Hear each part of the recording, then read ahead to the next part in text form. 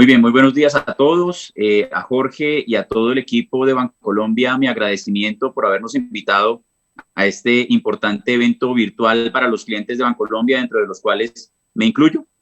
En nombre de BlackRock quiero expresar realmente ese agradecimiento por habernos invitado para estar acá con todos ustedes. A todos los clientes de Bancolombia que nos ven hoy, muy buenos días. Encantado de estar con ustedes. Y bueno, hoy tengo un reto enorme y es contarle a ustedes en 30 minutos nuestras principales visiones en 3 grandes temas. Y digo que es un gran reto por 2 razones. Primero, porque estos 3 grandes temas son cada uno en sí mismo suficientemente gordos para poder tener una presentación exclusiva para ellos. Y además, porque de cierta manera, cada uno de estos 3 temas van a haber sido tocados o van a ser tocados durante este día de presentaciones de Bancolombia por otros expositores. Entonces, si ustedes quisieran, esto es casi que un abrebocas para el gran evento que Bancolombia está poniendo para ustedes. Y los 3 temas de los cuales voy a hablar son los siguientes. Primero, voy a compartir nuestras principales visiones acerca de temas de geopolítica que van a influenciar en el mundo post-COVID.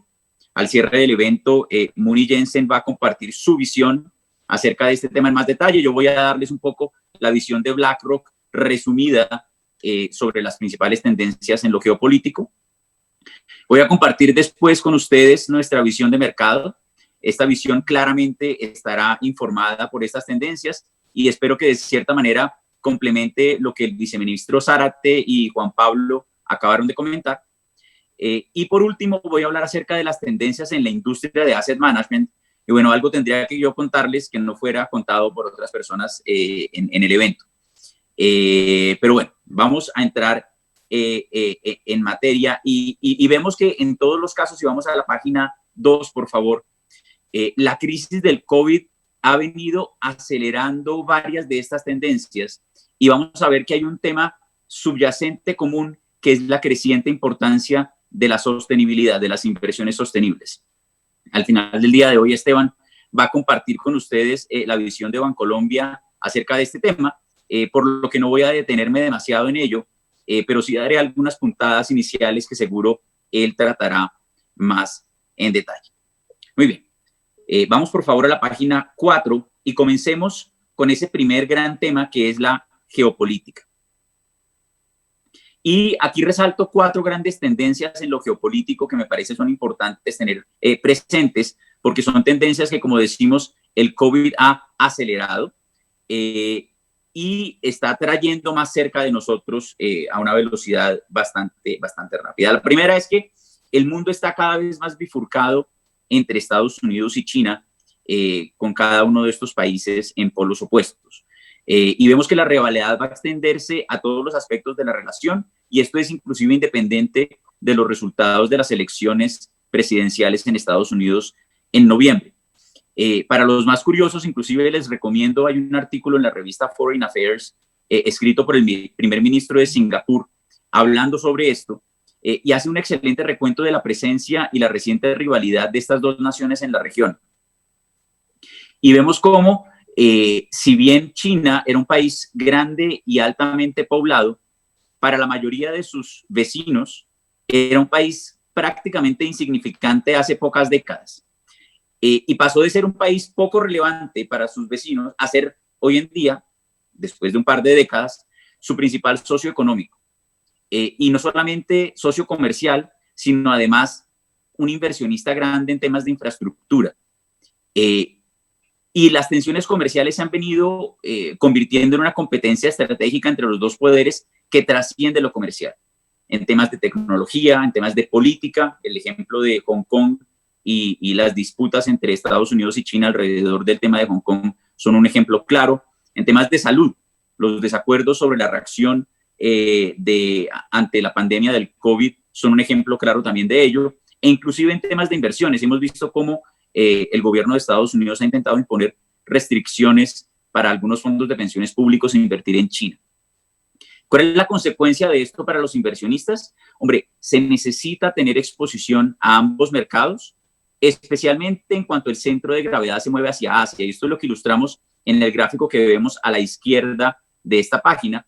y vemos cómo a comienzos de la década de los 90, entre Norteamérica, Europa y Japón, estaba el 60% del Producto Interno Bruto global, mientras que Asia, excluyendo a Japón, apenas llegaba a niveles cercanos al 15%. Hoy en día, ya Asia, excluyendo a Japón, representa una proporción mayor del PIB que Norteamérica, Europa y Japón juntos. Es decir, realmente el centro de gravedad se está moviendo hacia Asia y este mundo polarizado, de nuevo, con China y Estados Unidos en extremos opuestos, es un tema que va a orientar el mundo geopolítico en el futuro cercano. La segunda tendencia en lo geopolítico tiene que ver con que la pandemia va a acelerar los conceptos de deglobalización, tendencias proteccionistas y tendencias nacionalistas. Y en esto, un tema importante que me parece relevante mencionar es que tanto los hacedores de política como las mismas empresas se están enfocando en la resiliencia, en la capacidad de sobreponerse a escenarios adversos, en las cadenas de producción a expensas de eficiencia, es decir, procesos de producción que tenían una parte, un componente producido en Asia para después ser mejorado en Europa Oriental, para después ser maquilado en México, para después ser llevado y producido finalmente en Estados Unidos. Estas cadenas de producción globales que se favorecían de un mundo cada vez más globalizado van a echar para atrás porque tanto desde el punto de vista de los hacedores de política como de las mismas empresas van a favorecer la resiliencia teniendo procesos de producción más locales, más regionalizados y menos globales. Y esto va a tener grandes implicaciones en lo político y en lo económico. Tercer tendencia relevante en lo geopolítico tiene que ver con algo que el viceministro comentaba en su presentación, y es que los gobiernos se han venido haciendo más grandes, y esto no es un tema exclusivo de Colombia. Los hacedores de política están llevando dinero directamente a los bolsillos del sector privado, directamente a los bolsillos de los individuos y de las empresas, y confiando menos, en términos, por ejemplo, de política monetaria, en el rol intermediario del sistema financiero. Históricamente, los bancos centrales, ante un escenario de crisis, bajaban tasas, esperando que esta baja de tasas de las tasas del Banco Central representara menores tasas de crédito para las personas y para las empresas por medio del sistema financiero. Y ahora está uniéndose la política fiscal y la política monetaria y poniendo plata en el bolsillo de las personas y de las empresas para reaccionar ante esta severa crisis que estamos enfrentando. Y en términos de política fiscal, vimos el ejemplo de Colombia, pero el tamaño de los países, de los paquetes fiscales, incluyendo gasto y garantías de préstamos, ronda entre el 8, inclusive niveles cercanos al 30% en las grandes economías desarrolladas. Entonces, el tamaño de los gobiernos, que es de nuevo esta segunda tendencia geopolítica, ha venido aumentando. Y se habla inclusive de una posible monetización de deuda, es decir, eventualmente en algunos países se especula sobre que eventualmente podría el Banco Central comprar deuda directamente del gobierno. Y esto, si no se controla, puede terminar en déficits descontrolados y eventualmente en inflación. Y es que en los últimos meses se ha logrado un aumento de deuda sin un aumento en las tasas. Y esto es tentador continuar haciéndolo. Va a ser difícil volver a poner al genio dentro de la botella. Y la verdad es que no hay almuerzo gratis. Renovar la deuda va a ser más difícil cuando las tasas eventualmente suban. Y esto puede tener 3 salidas. Una, austeridad, es decir, después de un periodo de necesaria expansión fiscal, va a tener que haber un periodo de austeridad. Segunda salida posible es defaults. Tercera salida posible es inflación. Es decir, esto no es gratis. Va a haber este tamaño creciente de los gobiernos en las economías tiene implicaciones favorables claramente en el corto plazo, pero si no se manejan bien, pueden tener unas implicaciones más negativas, digámoslo así, en el mediano y largo plazo. Y la cuarta tendencia en lo geopolítico tiene que ver con una creciente divergencia entre y al interior de los países, dejándonos con un mundo más desigual. El COVID, desafortunadamente, puede borrar décadas de avances en la lucha contra la pobreza, y esto lo hemos visto en la región, lo hemos visto en nuestro país, pero también en lo relacionado a las inversiones, la reacción de los países ante la pandemia y la reactivación económica que están teniendo cada uno de los países está siendo cada vez más desigual. hay mucha desigualdad, hay mucha diversidad, hay mucha divergencia en cómo las economías están reactivándose. Y esta dispersión en cuanto a la reactivación y la consecuente dispersión en los retornos de las inversiones en cada uno de los países va a ser determinante para los temas económicos. Vamos a la página 6, por favor. Y pasamos al segundo tema que quería tocar hoy, y es el tema del outlook económico. Recientemente, también para los más curiosos, pueden entrar en internet y buscar el Mid-Year Outlook de BlackRock, que es un documento interesante que vale la pena consultar. Pero hay tres grandes temas que orientan nuestras visiones económicas en este momento.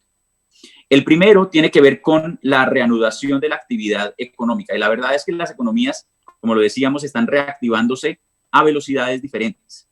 China está liderando este proceso de reactivación, pero también Europa, después de haber tenido un proceso de manejo y de contención del virus relativamente exitoso, está volviendo y abriendo sus economías, y esto está reactivando la actividad.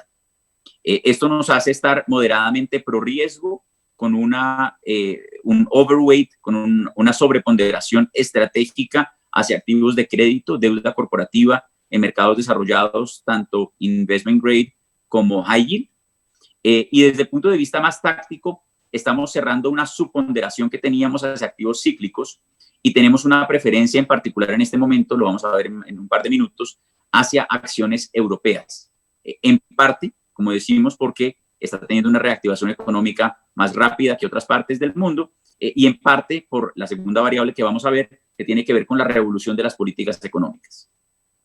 Y yo creo que todos estamos impactados por las noticias que está trayendo la pandemia, y son sin duda alguna devastadoras y sin precedentes. Ahora, la reacción de política de parte de los gobiernos y de bancos centrales ha sido igual o más revolucionaria. Y quiero poner las cosas en perspectiva. Ya hablamos algo de lo fiscal, ahora hablando un poco acerca de la política monetaria. Y hablemos, para ilustrar un ejemplo, del caso de la Fed, el Banco Central de los Estados Unidos. Todos sabemos que hizo un programa de política monetaria supremamente fuerte a raíz de la crisis del 2008. Ahora, la magnitud de la respuesta de política ante la actual crisis hace ver aquel esfuerzo casi como algo menor. Y vamos a ver por qué digo esto. En 9 meses, desde marzo al cierre de 2020, la Fed va a haber aumentado su balance en cerca de 6 trillones de dólares, 6 billones de dólares. Y esto es un número difícil de imaginar, es un burro de plata. Pero las comparaciones ayudan.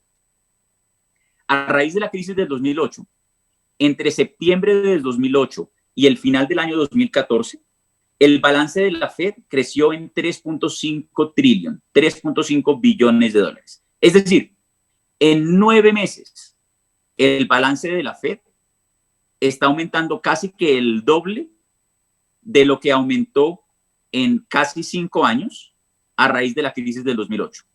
En 9 meses está aumentando casi que el doble el balance de la Fed versus lo que aumentó en 5 años a raíz de la crisis del 2008.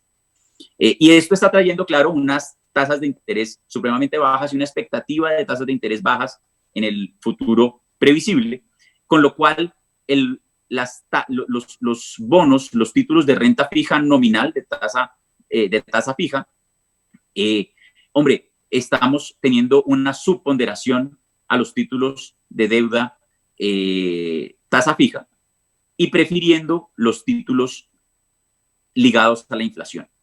Y de manera más táctica, estamos sobreponderando el crédito en los países desarrollados, tanto investment grade como high yield, en parte por las compras que los bancos centrales están haciendo en este tipo de mercados y en parte porque el mundo está buscando yield y ahí estamos encontrando yield de una manera interesante.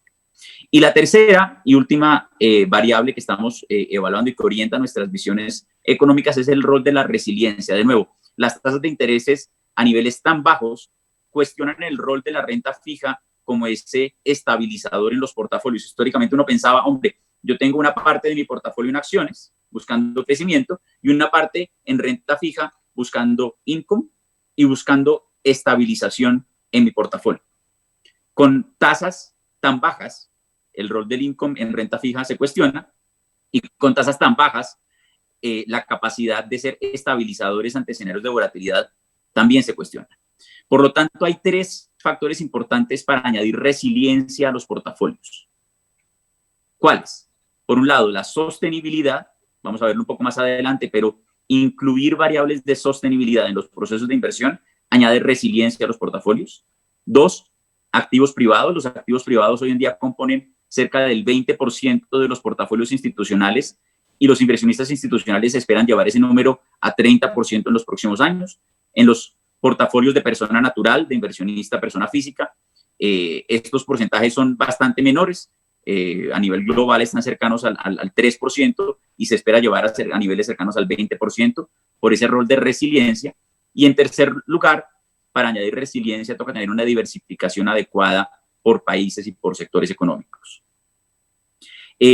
Un punto importante que me parece resaltar es que no vemos una desconexión entre los mercados y la economía real. ¿Y por qué afirmo esto? Hombre, entre febrero y marzo, los mercados reflejaron el dramático impacto antes de que se materializaran las pérdidas de empleo. En marzo, ante la reacción sin precedentes de política, pues, hombre, esto ayudó a que los mercados se recuperaran y entre abril y junio, los mercados han venido apuntando hacia una apertura de la economía y una eventual recuperación. Ahora, esta visión reconoce que hay algunos riesgos y quiero resaltar cuáles son esos tres principales riesgos que vemos en el outlook económico. Por un lado, una segunda ola de infecciones, se han venido viendo segundas olas focalizadas en algunos puntos, en Estados Unidos, en particular en los estados del sur, en algunas poblaciones en Europa, pero una segunda ola de infecciones global puede claramente representar un riesgo importante. Por otro lado, la fatiga de política en Estados Unidos, de política fiscal. Estados Unidos fue el primer país en reaccionar ante esta crisis con una política fiscal bastante agresiva y por diferentes razones de orden político puede que haya algo de fatiga en esta política fiscal expansiva en Estados Unidos, eso puede representar algún riesgo. Y por último, que a pesar de la reacción tan fuerte de política monetaria y fiscal de parte de los gobiernos y de los bancos centrales, para contrarrestar el impacto de la pandemia, que haya cicatrices, que haya daños permanentes en la economía. Muy bien, ¿y entonces qué? ¿Cuál es la visión nuestra en cuanto a mercados? Y les pido por favor ir a la página 8 de la presentación. Reconocemos por un lado que la contracción ha sido una contracción sin precedentes, pero de nuevo, debido a la reacción de política también sin precedentes, hombre, hará que el daño acumulado al PIB sea menor en magnitud de la que se presentó a raíz de la crisis del 2008. Ante esto, nosotros en marzo recomendamos mantener una sobreponderación a acciones que cerramos ahora en la visión de mitad de año, pasando las acciones a neutral.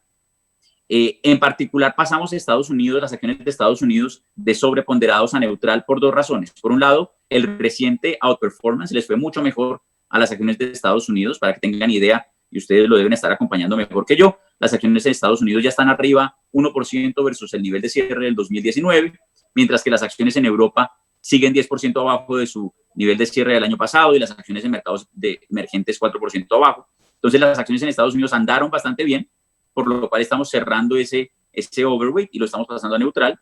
Y también, como lo decíamos, hay un riesgo por fatiga de política y las elecciones que se vienen ahora en noviembre.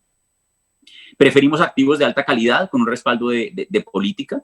Tenemos un overweight para el factor de quality dentro de acciones y tenemos un overweight, una sobreponderación por acciones europeas, tanto por la reactivación económica que estamos viendo como por, y vimos ahora recién un anuncio por parte de la Comunidad Europea de un paquete fiscal también sin precedentes. Muy bien. Con esto concluyo nuestras visiones de mercado y quiero pasar a algo de las visiones de la industria de asset management y les doy un trailer. Una de ellas es un creciente interés y flujo por las inversiones sostenibles. Y al final voy a cerrar con unos comentarios sobre inversiones sostenibles también. ¿Por qué me parece importante tocar estos temas? Y pasamos, por favor, a la página 10. Hombre, porque es la industria que nos reúne hoy. Es la industria que ayuda a las personas a alcanzar sus metas financieras mediante la canalización de sus ahorros hacia proyectos productivos. Y este es precisamente el propósito de BlackRock. Nuestro propósito es ayudar a más y más personas a alcanzar el bienestar financiero. Y aquí quiero referirme, viendo que ya estamos apretados de tiempo, a dos de ellas. Por un lado, la importancia de la construcción de portafolio. Y esto suena a carreta, pero no lo es. Históricamente, el mundo de las inversiones, la relación entre el cliente final y su asesor financiero solía girar en torno al producto. Y esto era: señor cliente, venga y cómpreme este fondo que es el fondo. O señor cliente, venga, venda este bono y compre este otro bono. O compre esta acción. Era muy enfocada en el producto. Y este enfoque está cambiando radicalmente hacia un enfoque en las necesidades del cliente y hacia un proceso de construcción de portafolio. Y esto tiene grandes implicaciones y quiero resaltar dos de ellas. Por un lado, la transparencia. Los clientes están migrando hacia un mundo en el que su asesor les cobra un fee explícito y le dice: señor don cliente, yo a usted le voy a cobrar 1%, 2%, el valor que sea al año, que es explícito y que incluye todos los costos de su portafolio, por construirle un portafolio que le ayude a llegar a sus objetivos financieros. Ya no es más la conversación de venga y le vendo este fondo que es el fondo, venga, le vendo este bono que es el bono, y ganar fees en esa transaccionalidad, sino es todo el fee que yo voy a ganar como asesor financiero está incluido en este fee total que yo le cobro a usted de 1 o 2% al año, el número que se defina. Pero esto además tiene una segunda implicación, y es el uso de productos, ya que hay una alineación de intereses tan clara y que los clientes de nuevo están migrando hacia estas cuentas en que se les cobra un fee explícito. Los wealth managers están utilizando cada vez instrumentos más eficientes y de bajo costo, y en ese sentido los ETFs son los grandes ganadores. Y un par de cifras acá que me parece importante compartir con ustedes. Los activos bajo administración en la categoría de ETFs vienen creciendo a tasas del 15% anual, mientras que los activos totales de la industria de asset management apenas crecen. Entonces, este tema de construcción de portafolios en el centro de la conversación entre el inversionista final y su asesor financiero es algo que está transformando la industria. Y segundo tema que quiero resaltar dentro de las tendencias en la industria de asset management es la creciente relevancia de la sostenibilidad, las inversiones sostenibles. Y acá en la página ilustramos uno de los datos importantes, y es que en 2019 hubo un flujo de 160 mil millones de dólares hacia esta categoría de productos, y esto fue el doble de lo que hubo en flujos hacia esta categoría de inversiones en 2018. Ahora, hablemos de 2020. Solo en categoría de ETFs, en junio, entraron 3.500 millones de dólares hacia esta categoría, llevando el total de flujos de solo la mitad del año a 29.700 millones de dólares, que esto ya es más del total de flujos hacia esta categoría en todo el 2019, que de nuevo había sido ya el doble del 2018. Es decir, hay un flujo creciente hacia inversiones sostenibles. Y ahí quiero hacer una mención importante. Vamos, por favor, a la página 12.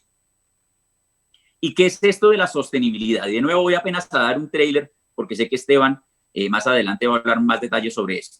Y esta es la definición de BlackRock, y básicamente combina lo mejor de la manera tradicional de invertir con ideas no financieras, con ideas de lo ambiental, de lo social y de la gobernanza de las compañías, ideas que no están necesariamente reflejadas en los estados financieros de las compañías. ¿Para qué? Para generar mejores resultados de largo plazo para nuestros clientes. Es decir, esto parte desde nuestro deber fiduciario, porque BlackRock, y esta de nuevo es la definición de BlackRock, BlackRock lo único que hace es velar por las platas que nuestros clientes nos confían, y estamos incorporando la sostenibilidad como el ancla de todos nuestros procesos de inversión, no por ser ambientalistas, sino desde nuestro deber fiduciario y la convicción de que hacerlo va a tener un impacto positivo en la relación riesgo-retorno de los portafolios de nuestros clientes. Y este es un mensaje importantísimo con el que los quiero dejar.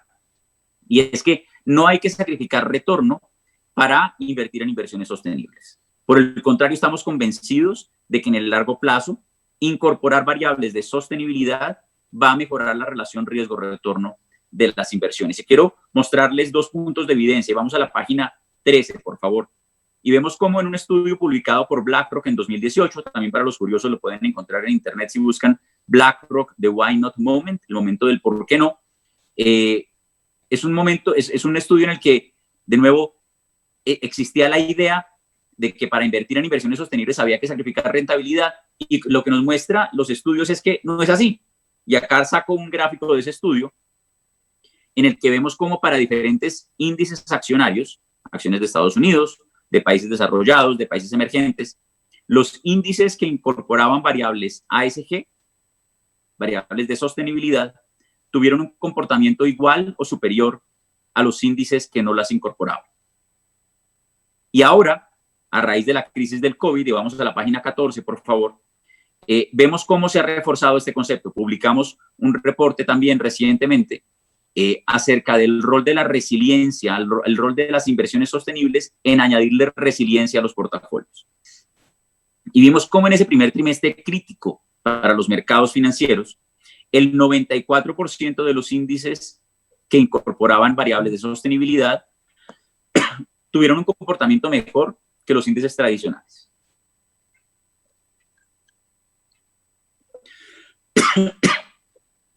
Muy bien. A manera de conclusión, con el COVID el mundo se nos vino encima y las tendencias que venían desarrollándose a su ritmo se aceleraron dramáticamente. Perdón, en lo geopolítico. Por un lado, el mundo está cada vez más polarizado con Estados Unidos y China en extremos opuestos. Vamos a ver un mundo más deglobalizado, con mayores tendencias proteccionistas y nacionalistas. Los gobiernos están haciéndose proporcionalmente más grandes y esto implica unos grandes retos. Y hay una gran diferenciación en la reactivación económica y esto tiene unas implicaciones en los retornos de los activos financieros porque va a haber una gran divergencia en los retornos de los países. En cuanto a nuestras visiones de mercado, vemos un mundo que después de un shock sin precedentes está retornando a la actividad y que debido a la reacción de política de un tamaño también sin precedentes, política monetaria y política fiscal, nos hace sentir aún a favor de activos de riesgo, en particular de riesgo corporativo, y hay que reevaluar el concepto de resiliencia y de diversificación en los portafolios. Y la resiliencia se va a obtener por medio de inversiones sostenibles, por medio de añadir activos privados a los portafolios y de diversificar por países e industrias. En cuanto a las perspectivas granulares, de nuevo, tenemos una sobreponderación a activos de crédito privado, pasamos a Estados Unidos de sobreponderado a neutral, pasamos a acciones europeas a sobreponderación. Y en cuanto a las tendencias de la industria de gestión de activos, hay un giro hacia el cliente, un giro radical hacia el cliente final, pensando cada vez más en el proceso de construcción de portafolio y en los objetivos del inversionista y menos en la venta de un producto puntual. Y vemos cómo la sostenibilidad es una tendencia que a pesar de los grandes flujos que hemos visto en los últimos años, estamos apenas en los primeros innings, estamos apenas en los primeros minutos del primer tiempo. Y un mensaje para usted final como inversionista. La diversificación es más importante que nunca. La construcción de portafolios es más importante que nunca. Buscar el baloto en el mundo de las inversiones no es la salida. Esto es una maratón para el que vale la pena dejarse asesorar. Poner los ahorros a trabajar, dejar los ahorros en caja, no lo va a ayudar a alcanzar sus objetivos financieros. Hay que poner esos ahorros a trabajar y exponerse a varios tipos de activo, claro, dependiendo de sus objetivos financieros y de la asesoría que le dé su asesor financiero.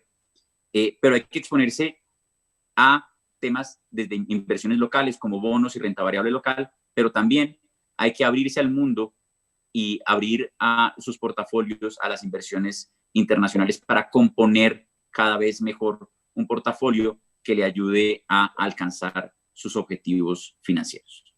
Con eso cierro. Muchas gracias.